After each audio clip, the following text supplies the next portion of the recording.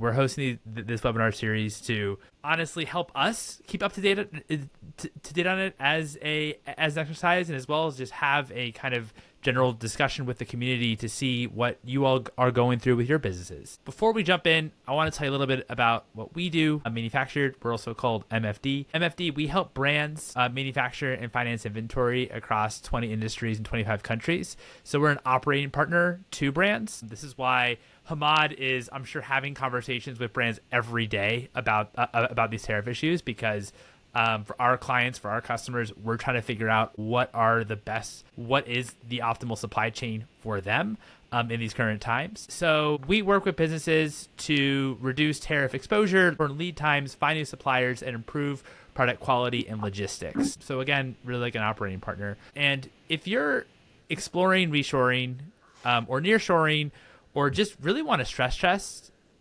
test your supply chain, we're also offering some free consultations this month as well.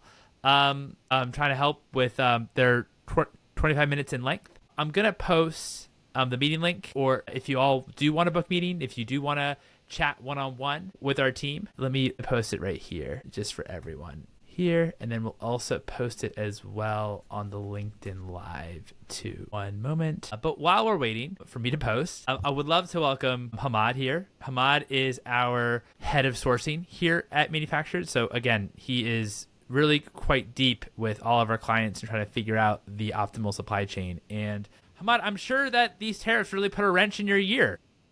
Hey, yeah, thanks for having me.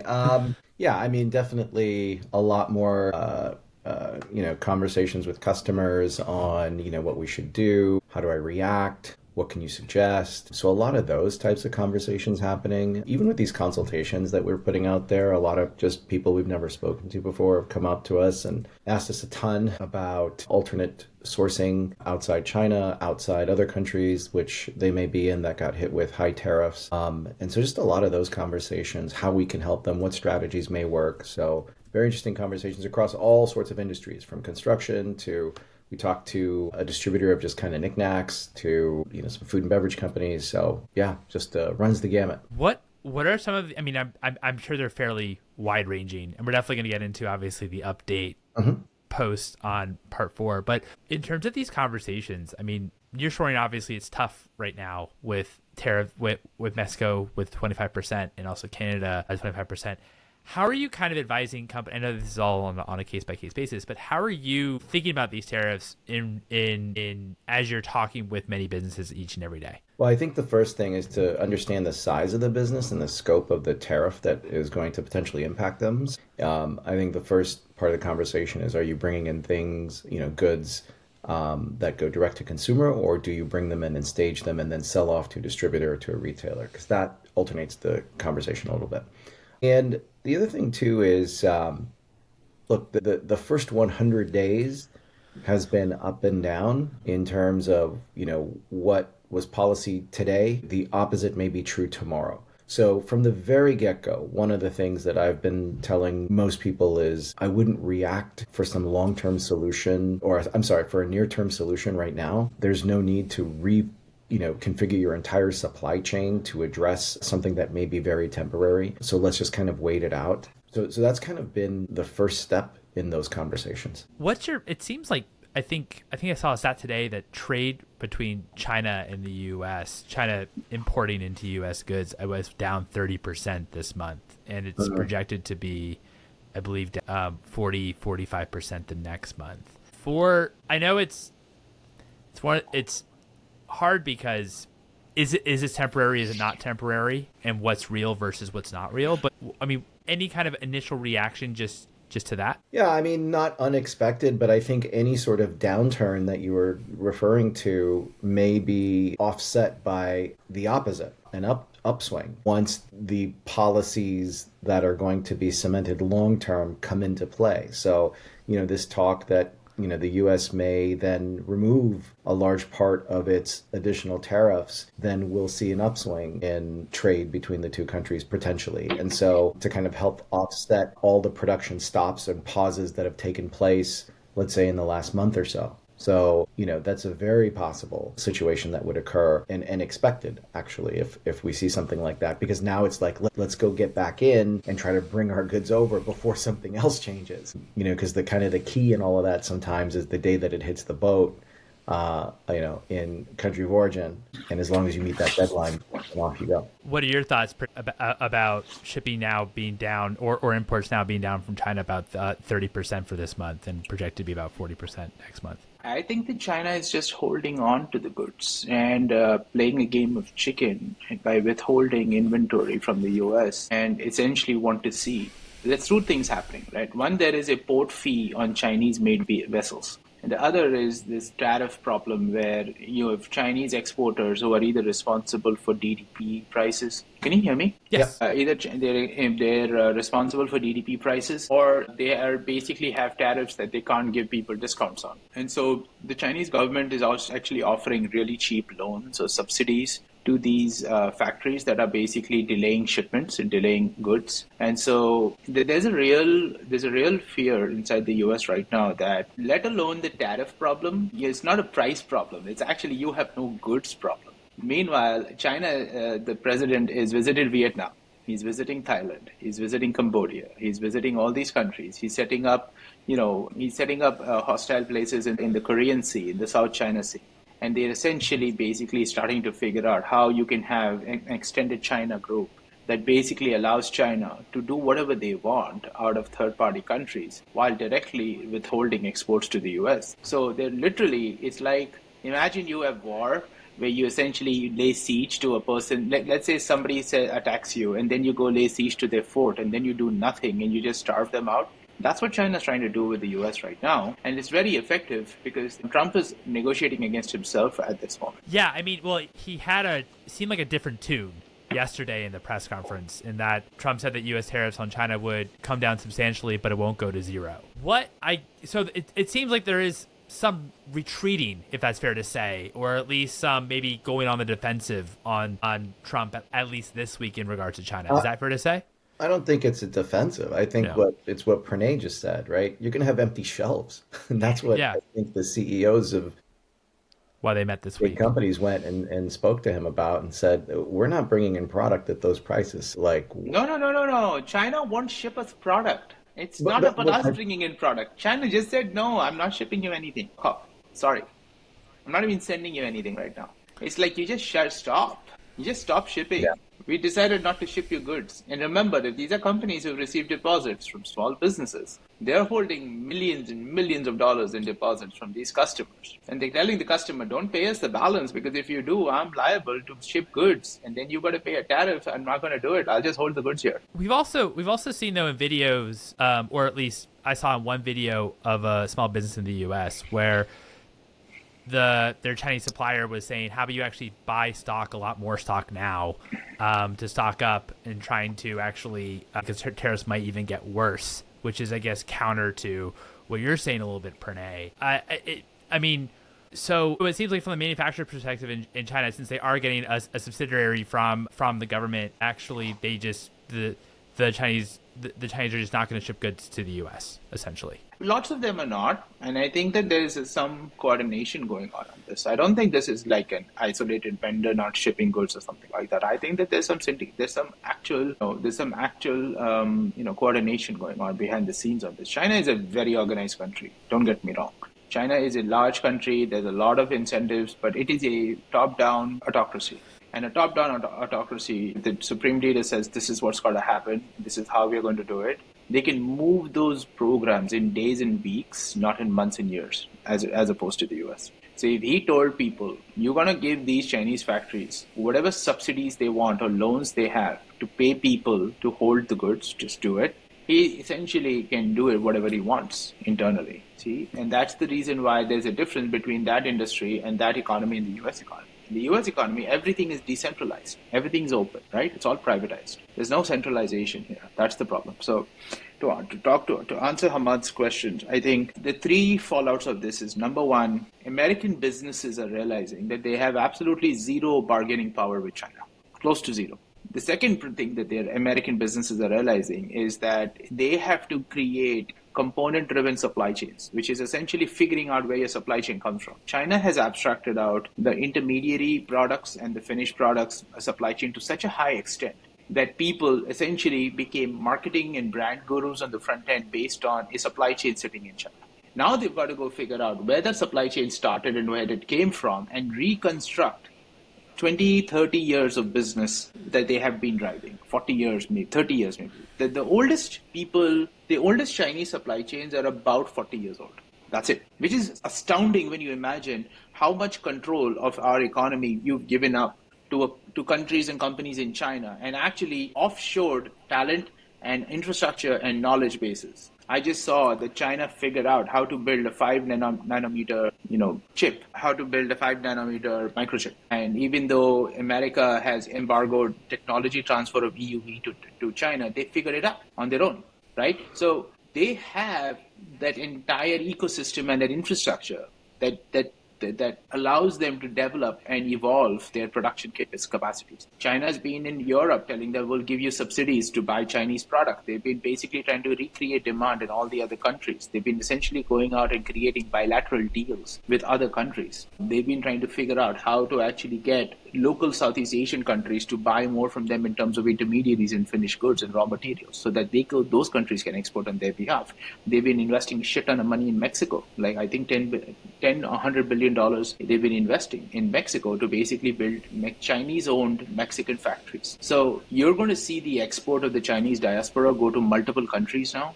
But you're also going to see US businesses realize that they need to figure out where their components and raw materials come from and actually reverse engineer every single piece of their product so that they can now build component-driven supply chains so that the finished goods are never something that they are relying on an entire factory for. The whole vertically integrated supply chain that China actually built for people is now people realizing it's a liability, not an asset. I appreciate that. Steven also has a comment here shown the stream. My experience is that China will ship. It is the major retailers that will not allow their freight forwarders to allow Chinese suppliers to ship. QVC, for example. My supply chain in China is looking to partner with in Vietnam. The technical experience is just not there in China. I think that might be... I think he might mean in Vietnam. Maybe. Vietnam, yeah, that's what I thought too. Yeah. If you think about it, like 80% of Chinese business owners, factory owners, actually 60% of Chinese factory owners are Taiwanese. Most Chinese factories are owned by Taiwanese people. Yes, that is true. So Taiwanese people are the people who bring the brains, and they trained an entire generation of Chinese factory workers on how to build product. Vietnam is going to do the same. That's why Xi went to Vietnam last week or 2 weeks ago, to basically tell them, we will export our expertise to Vietnam if you can basically turn every single product we do into a tariff-free product for the world. They're going to do that with Thailand. They're going to do that with Malaysia. They're going to do that with Cambodia. They're going to do that with Indonesia. They're going to take all the economic colonization they've done over the last 25 years. You know that China is the largest importer of raw materials from Africa. China is the single largest foreign investor in Sri Lanka. Mm-hmm. China actually controls means of production of almost all rare earth materials in Africa by actually establishing consulates and paying off all the principalities in all of those different African countries. And all those products go straight back to China. They tried to do it with Pakistan, but it couldn't work in China. They basically say, we will give you roads, we'll give you infrastructure, we'll give you money, we'll give you jobs, we'll give you everything as long as you give us all our raw materials. And they've been doing this for 20 years. Pranay, doesn't that sound like high level, the British East India Company? But those are established trade practices. We're just going back to the established trade practices. I know. I'm saying we're going back to those exact same things. Yeah, but I'm saying it's economic colonization. China didn't use a single weapon in doing that. Yeah. It's the new way of doing it. Yeah. And so you are going to start seeing, you're not going to escape China. Let's put it that way. But what you can do as a British or as an American business is go figure out which countries are profiting off Chinese inventions or Chinese production or Chinese inventory, and set up your bases in those countries and actually figure out how to reverse engineer them back for the US. India is a great example. India is not taking shit from China because they have a lot of raw materials, but the Middle East is going to become a really big place, a staging point, and countries of origin is going to become important. Well, I mean, how then, I think country of origin then, obviously super important out of all of this, but then country of origin seems to get really hairy then if, you have a lot of, I would say, China's manufacturing tentacles in large parts of the world, right? So how do you kind of deal with that? Even if you're the U.S. and customs in the U.S., how do you deal with that part of it as well? Well, I mean, first of all, like country of origin rules, I think just depend on the country. Like what would make something a country of origin for X country. Usually, because just, some value add, some require a little bit more work, some require a little bit less. And so if you can bring the components there and do that minimal as whatever the minimal work is to get that country of origin stamp, then all of a sudden you can remove any sort of notion that this thing is made in China or Right. with a high tariff for that particular time. Yeah, and then it becomes very, very tricky. I would think in terms of it. Well, I mean, it still benefits China. I mean, as long as you kind of meet that, if you have that checkbox and you produce goods. Let's say I know Vietnam has. Well, it hasn't started yet, but is going to. It seems like going to increase from 10% to much higher than that in terms of their tariffs. But if you almost have Vietnam as like a pass through from China and able to actually do country of origin, then that's beneficial. That's much more beneficial to China. Yeah, I think at the end of the day, you're going to see country of origin rules become the cornerstone of global trade. I think that is how arbitrage will be created. That is how revenue will be created. That is how consumption will be created. And it's going to be really interesting to see where assembly happens, where installation happens, where materials are processed, and where finished products are actually packaged. It's not a pass-through where you just send a finished product to Vietnam, they package it and label it made in Vietnam and export it. That's too trivial. But you're going to see some finishing happen in the US. You're going to see some finishing happen overseas. You're going to see some finishing happen nearshore. You're going to see how labor conversions happen, how cost conversions happens. And there is this really interesting concept called transfer pricing. Transfer pricing essentially says that if your cost of making something was $1, but you sold the component at 75 cents to somebody else, you essentially lost money on that dollar. And so you should be taxed on the 25 cents you undercut yourself by, because you enabled the next person to make more money than you should have. And this happens when you have it moving between one subsidiary of a company and another subsidiary of a company. You're going to start seeing this transfer pricing problem happen in country of origin, because you're going to see one country export a component at $1. The second country basically puts in labor to make it $3, and then it can be exported for $5. And so the company that made it for $3 can claim that it was made in their country, even though it might be just cosmetic makeup. But because the cost of labor is high, they can actually claim a country of origin by dollar value. This is going to be the kind of shenanigans and games that you're going to see in the next 7 to 10 years. That's really interesting. I don't know if you have anything else to add on that. We have another kind of comment here from Stephen too. Yeah, well, let's just read Stephen's here. So even if the U.S. reverse engineers supply chains, we do not have the labor or willing labor to manufacture in the U.S. I think that depends. I think that labor-intensive manufacturing, yeah. So I think that's a big key point is if you have kind of low-cost, labor-intensive stuff that, is minimum wage kind of things, yeah, not going to happen. But if you have more higher value work being done, I think that those supply chains that manufacturing may switch to the US, but it probably is not happening for 4 or 5 years. The US is going to find tariff-free, low-cost labor countries where it's going to tell you if you produce these goods at low cost in other countries, then we will essentially accept them as if they were made in that country. And so El Salvador will be a place, you'll see DR as a place, you'll see some Central American places will be a place, some South Asian places. This is where now you start building cliques, where you're like, okay, I'll put my US military in your country, you give us a base, give us a zone, and we'll give you tariff-free access and we'll do it together. To answer Chris and Steven's questions, yes, Vietnam could be a pass-through. The tech experience is not even close. Most of the time you can see Taiwan, but I think South Korea is going to be a really interesting alternative, and I think Malaysia has very good high tech. And I think that those are the other countries that have very strong technical expertise but don't have the labor costs to actually do it. Vietnam is going to be a big beneficiary. India is going to be a huge beneficiary of this. Yeah, agreed. Yeah, Taiwan is not an alternative to that. China was their alternative early on. So they're the brains, as we were saying earlier on. And one thing I agree with the group chat as well is large companies can move these things. We're talking to a company that does, $50+ million a year, and for them the switching cost is like $1 million. They can do it. A company that does $5 million a year, if your switching costs are $500,000, you're decimated. The problem is less about the money that it costs for you to move, it is the time cost. 6 to 9 months is the minimum time it takes for a small company to move a supply chain or a big company to move a supply chain. And if you don't know Yeah. what you're doing, you're done. Yeah, so Mike, like earlier on when we first started this convo, right? That was like when people are coming to us with these questions about what they should do. These are the first questions out of our, that we ask, which How is, big is your well, how company? big is your revenue now, and does it even make sense? Does the switching cost make sense to do this? Jordan's comment here, large companies, might be able to, but I don't even know that large companies are making a switch to the U.S., right? They may be switching to, Malaysia or Vietnam or Indonesia or something of that nature. What is, let's call it the minimum revenue threshold where you should be maybe thinking about redoing your supply chain or tweaking your supply chain? Is there like a minimum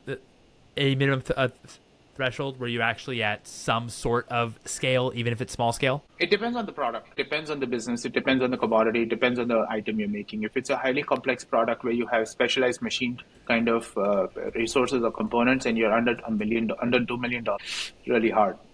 Because new tooling and new setups will cost you a lot of money to essentially move that supply chain. But if you're basically buying commodities and essentially buying some sort of consumer product or co-pack product or something like that, or if you're buying some sort of consumer-friendly product, switching costs should be very low. So it shouldn't be a problem for you. But I think aside from the material costs as well as the assembly costs or the specialization of your supply chain, I think the bigger problem is going to be, do you even have the demand? Like, I think one of the most interesting things about this tariffs is people actually testing whether people are willing to pay more for your product or not. If you think that if you think the China tariffs are going down to 50%, just for shits and giggles, and you raise your prices by 30% and people still paid your price, market access is going to be the bigger problem for people to solve at the right price. Then it will be your supply chain. Because once you've established market access and you've established pricing power, you then have the right and you have earned the privilege to go figure out your supply chain. You cannot just figure out your supply chain based on a razor-thin margin that was based on Chinese subsidized products. That is the core of what is going on. That makes sense. So basically, if you come to me and tell me, oh, I have a product that I basically paid $1 in China for, and the same product out of Vietnam costs, I don't know, $1.50. Same thing out of India costs $2, and China's prices are 50% more, and they went up to $1.50. Well, if on a $2 price, you could basically cost your business and go out to market and be like, hey, my price is now $2 and I'm going to now sell it for $10 instead of $6, just for shits and giggles. If people still bought your product at $10 and your product had that much of pull that you could get to $10, now getting your price down from $2 to $1.50 is actually valuable. But if you didn't think that people could pay $10 for your product, or even $8 for your product, you never had the pricing power you thought you did. And therefore, the longer-term staying power you have in the market will matter more before you tweak your supply chain. Supply chain is about arbitrage. It's no longer about the cheapest price. It's about arbitrage. And if you don't have selling power, you don't have arbitrage. Yeah, that's a great point about arbitrage. How also do you think about international brands, U.S. market? Depends on where the brand's located. But I was talking with like an Australian investor yesterday who invests in U.S. brands, but also invests in Australian companies as well. And they're kind of turning away as their second launch point, U.S., which a lot of Australian brands do. They're turning away and thinking about launching in other countries. Who do you think benefits? And I imagine that, companies might be thinking the same thing, or, just companies in general that are outside the U.S. Who do you think most benefits from the U.S. being a bit more closed when it comes to these tariffs for brands launching in new markets? Can you say what was the question again? Sorry. Yeah, what countries do you think benefits the most from when companies that are not in the U.S. are actually launching in where U.S. maybe would have been the country that they launch in second or third or fourth, but now due to these tariffs. They might then go to a different country instead to actually expand to. Which countries actually benefit the most from this? Well, I think they come to the U.S. because the U.S. is the number one consumer market, basically, in terms of dollars spent on the planet. I would say China is a market that everyone wants to get into. They have money to spend, but you run into issues there. I think there are plenty of European markets. Germany stands out as a high-consuming locale. The U.K. If you're an international brand trying to basically launch your product, I don't think the US is the place for you to find product market fit off the bat. unless you're based in the US. Yeah, no, that's fair. I meant more so if you actually had some traction already in your home country, and then you're looking to expand, and U.S. Tends to might be like the second or third country that you launch to. Like, for example, a lot of UK brands, for example, might then turn to the U.S. to actually launch in the U.S. outside the UK because Europe is a bit more complex. It's a lot of different languages. I do not different think cultures. tariffs will change that. I don't think tariffs will You don't change think that. so? Okay. No. Okay. I don't think that at all. I think if your brand has product market fit and you have pricing power, the US is still the best place for you to actually get the highest value for your product. I don't think that's going to change at all. If you think of homogeneous markets, there's basically the US, there's China, and I think India is a very homogeneous market for a portion of the market. So India is the third, and then I'd put Europe at the fourth. Those are the top four markets for you to be able to launch in the world where you can get the best value, consumer value for your product. So to me, I don't think that's going to change anytime soon. If you have the ability with traction to scale into the country. In fact, I think the more you have these tariff problems and more you have pricing problems, an outlier brand will knock it down because they will succeed where other brands are failing. So I think that is actually the opposite. I think that you will see more launches in the US, not less. That's helpful. On April 9th, obviously, Trump paused his so-called reciprocal tariffs for many countries in the world, obviously excluding China, Mexico, Canada. We talked a little bit about how essentially, at least how I see it, China kind of called the U.S.'s bluff there and is kind of standing strong on their reciprocal tariffs. But can you kind of walk me through the thinking of why Mexico, Canada, you think is still at 25% and it hasn't come down to the I guess, new standard, which is 10%? Why? That's a good question. Maybe because all the fentanyl keeps coming across from Canada.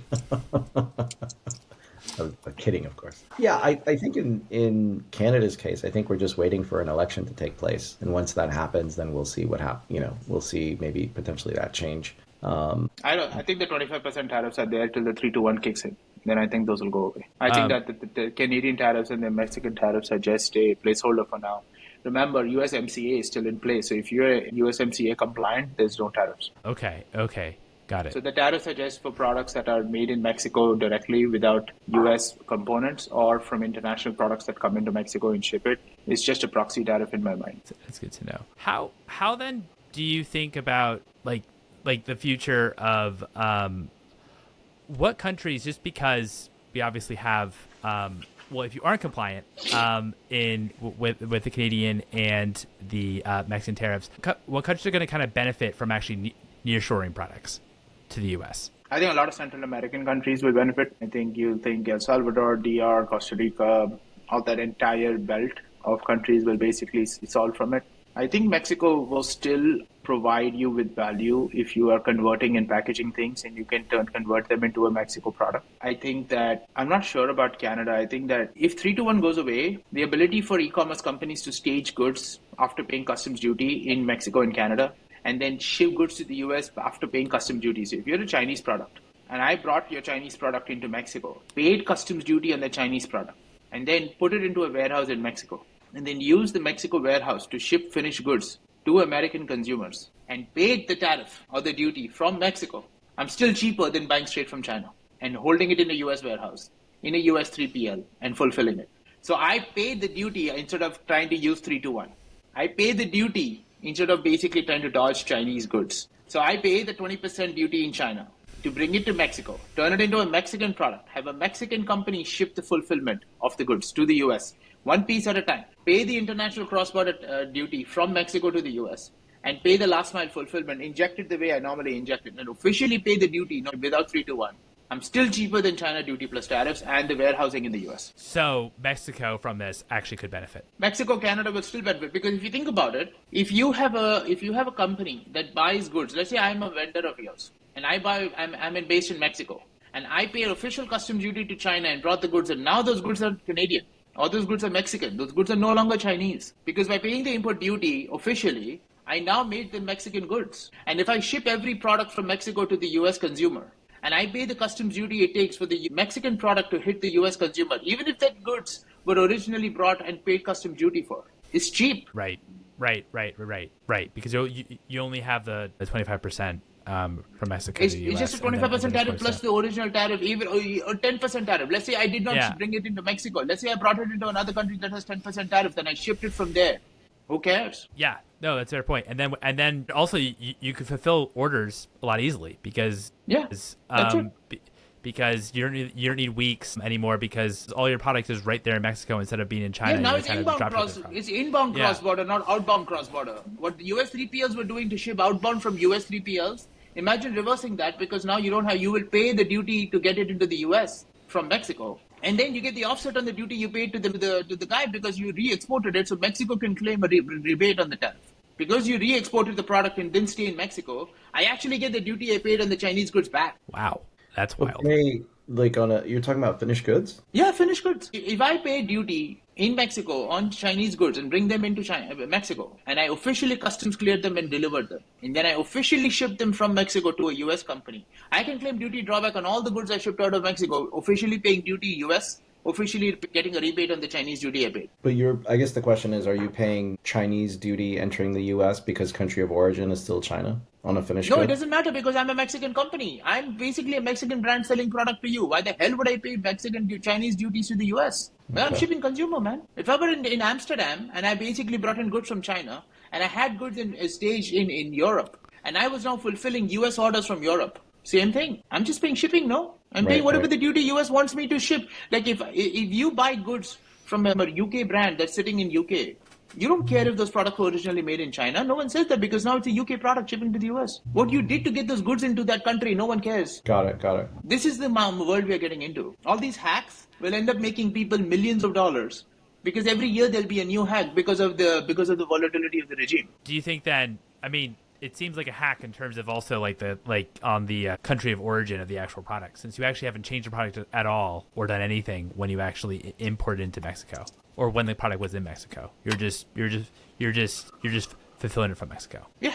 I'm delivering it from Mexico as a US brand after I paid all the duties and tariffs and everything. It's like, imagine I'm walking into the US, but I pay the duty on a product I brought in with me.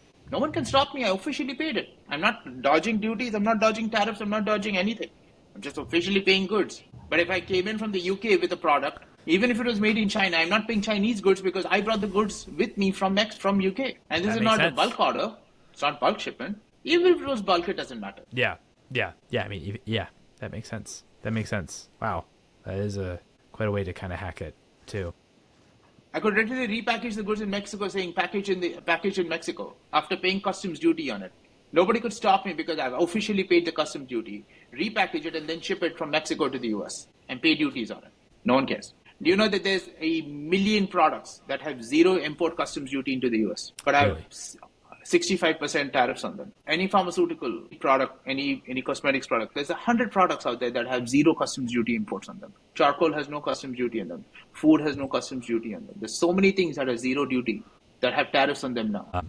Wow. Yeah, I remember hearing that that one of the retailers, I think it was Target, was saying how particularly the 25% on Mexico was going to really hurt them just because they buy the majority of their fruit from Mexico and they used to have no duties there, but now all of them are facing duties. Yeah, the transit world, you're going to see a lot of free zones also do this now. So, for example, there's a free zone in Dubai, there's a free zone in the Caribbean, there's free zone in Brazil, there's free zone in Nigeria, free zone in Kenya, where you can bring in goods, actually repackage them, phase them, and then export from there, and they give you whatever rite of passage you need. And then country of origin changes to the actual country, right? To the free zone. And there's no duty involved because you can set up an entity there, and an office there, and a company there. This is why infrastructure serves these people, because now it's just a regular transaction. The goal is to normalize the transaction. What do you think then is going to be like the future regarding free zones? Do you think that we're going to have more free zones regarding all these tariffs? I think countries who want to basically boost their trade economy will basically start setting up free zones because that's how it was in the 90s and the 2000s. That's what they did to bring people in and bring investment in. Jebel Ali was a free zone in the 80s and the 90s that basically transformed Dubai into a trade group, into a trade center. They did hundreds of billions of dollars a year in trade, because that's why ships stopped there. Harbors were considered free zones. You could create free zones around harbors where you brought it in, staged it, transformed it, repackaged it, and shipped it out. You created entire ecosystems around those areas. Got it. Free trade zones is a huge business when you have tariffs and you have arbitrage. The last 20 years have been like a blip in global trade where everyone felt all happy and lucky that you could just buy a product for what it costs and sell it for what you make, and no one cares. That's gone. Do you think ultimately this is a good thing It's not good or for the bad. US? It's just, this is how trade has been for 400 years. The US is just taking everyone back to what it used to be 400 years ago. And it's been like this. I mean, in the 80s, it was like this. 90s, it was Yeah. like this. WTO came in 2004, where everyone signed an agreement to abolish bilateral quota agreements. That was what WTO did. The World Trade Organization brought 146 countries together and said, sign this and abolish all bilateral quotas. And so a bunch of them did it. And then they said, we're opening up our markets to you guys. So now we have no more quotas, no more restrictions, no more market access problems. And everyone thought that was the new world we lived in. The internet only accelerated it. So now anybody could basically get on the internet and sell their product to anybody in the internet who could buy their product. And if you sold it for the right price and they could buy it for the right price, you had a deal. That world is over. Even if Trump brings on the tariffs, even if China does whatever it is, we are forever in a world of multipolar kind of global trade agreements. So find your niche, find your market, and find your way to do business. And this is going to make smaller businesses hard to succeed because small businesses have had it so easy to grow and scale over the last 20 years that it's going to change. There is a reason the mortality rate for businesses in the 20th century was shit. There is a reason why only a few companies actually could fight their way out and succeed. There's a reason people left countries to go to other countries to establish businesses and start building businesses. This is why. So we're going to see a return to that. If you were, no, that makes a lot of sense. I think we covered a lot in this session today. Chris has a very interesting idea about, buying finished goods, staging it in Mexico with a third-party Mexican company, and then exporting and being whistleblown by competitors because they're doing that. Anti-dumping is one thing. Anti-dumping only happens if the country that is importing it is consuming the product at a price lower than they can be made for a domestic product. There's no anti-dumping if you're basically re-exporting that product on an e-commerce basis, which is where the internet has changed the world. Earlier, you could only buy wholesale, sell wholesale, and you could only sell through brick and mortar. Now that you're selling it online, you can essentially do cross-border trade on global e-commerce businesses, platforms, where the fulfillment is essentially piece by piece, and that allows you to do these kinds of things that I'm talking about. You cannot do this on a wholesale basis. Like if you're selling into Walmart, Walmart will just buy goods from you at bulk and then stage it in all their stores and then sell it out. You could not do this for Walmart, but you can do this at walmart.com. I'm just answering the questions in the thing here. 45% China tariff, is that even real? I haven't That'd heard be really funny if that 245. happened. Yeah, That'd be so funny if that happened. Yeah, I haven't heard 245%, but have you, Pranay, or no? No. All right, cool. Hamad, have you heard anything? No. All right, cool. I think what happens is in the news, people just throw numbers around sometimes and don't know what they're talking about. Yeah, that makes sense. Cool. I think we answered most of the questions here. If I export goods to Germany that are not. Cool. Awesome. Well, thank you everyone for joining. Again, we're MFD and we're actually offering 125-minute consultations this month. So if you want to speak to us about your supply chain and see if we can help you, we're an operating partner for brands. We consider ourselves a inventory success platform. We help businesses with reduce their tariff exposure, shorten their lead times, find new suppliers, and improve their product quality. Let me send you the link. I'll put the link again in the chat if you want to speak with us one-on-one. So to see if we can help you and your business. But this has been an absolute pleasure. Thanks so much for hopping on here. Pranay and Hamad, thank you both so much for your time. Thank you. Thank you. Appreciate it. Thank you. Talk to you guys soon. Bye.